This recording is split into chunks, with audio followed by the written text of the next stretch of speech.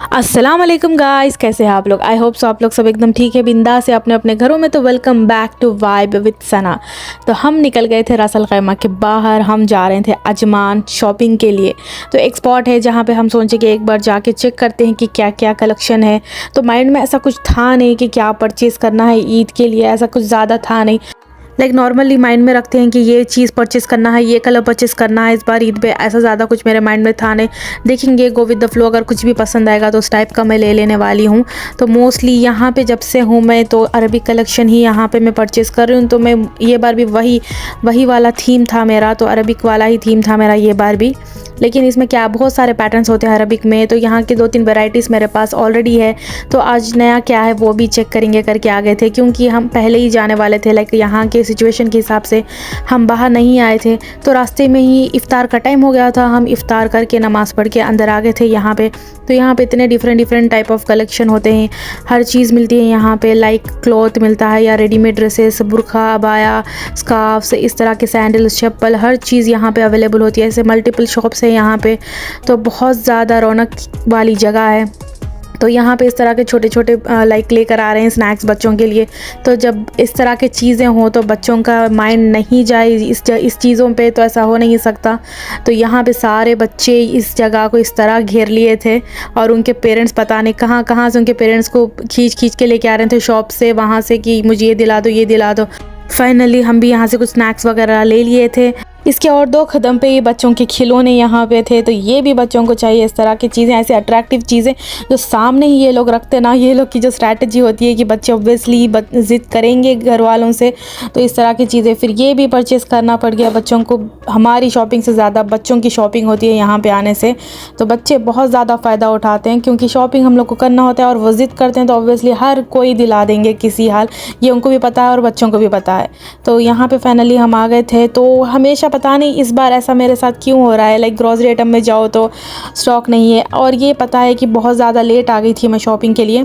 तो मैं मेरी बेटी के लिए भी ये वाले कलेक्शन देख रही थी, उनके पास ऑलरेडी है, तो और भी 2-3 ले लूँ इस तरह के, क्योंकि ये बहुत ज़्यादा कंफर्टेबल होते हैं। तो मैं उनके लिए भी देख रही थी, तो सोच रही थी कि कुछ मैचिंग देख लेंगे।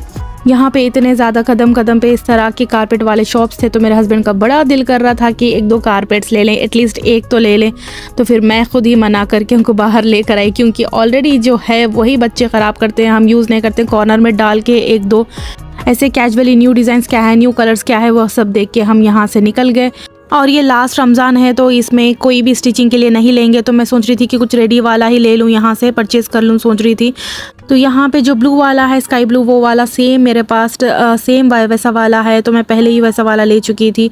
तो वो अभी भी इसी तरह कबर्ड में इसी तरह पड़ा हुआ है। तो मैं सोच रही थी कि ये वाला नहीं लूँगी, क्योंकि वो नेट का है, तो ज़्यादा पहनने में नहीं आता, और थोड़ा सा हेवी है मेरा वाला।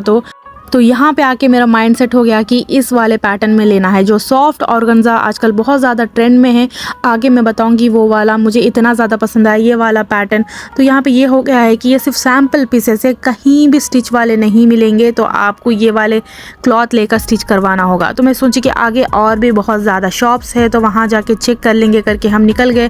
तो इसी तरह मैं ढूंढ रही थी, मेरे माइंड में आ गया था कि मुझे इसी तरह लेना है। इतना ज़्यादा पसंद आया मुझे, क्योंकि वो इतना ज़्यादा सॉफ्ट है ऑर्गेन्जा। तो तब तक मुझे साथ ही साथ ये वाले शूज़ वाले और बैग्स वाले भी शॉप्स नज़र आ रहे थे, मैं वो भी चेक कर रही थी।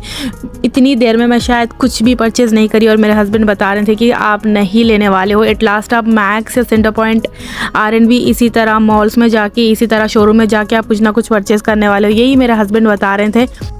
लेकिन थोड़ा बहुत घुमाना भी तो ज़रूरी है, रमज़ान की इस बात की चीज़ें, ईद की शॉपिंग मतलब घुमाना भी तो ज़रूरी है हस्बैंड्स को। तो मैं सोच रही थी कि अगर यहाँ नहीं मिलेगा तो भी वो रेडीमेड वाला मैं कहीं और भी देखूँगी, क्योंकि इस तरह के मॉल्स कहीं सारे होते हैं जहाँ पे रेडीमेड भी कुछ ना कुछ मिल जाएंगे। यहाँ पे मैं मेरी बेटी के लिए भी देख रही थी, क्योंकि कैजुअल वेयर के लिए, डेली वेयर के लिए बहुत अच्छे होते हैं। समर्स भी आ गए हैं, तो बहुत ही रिलैक्सिंग होते हैं इस तरह के।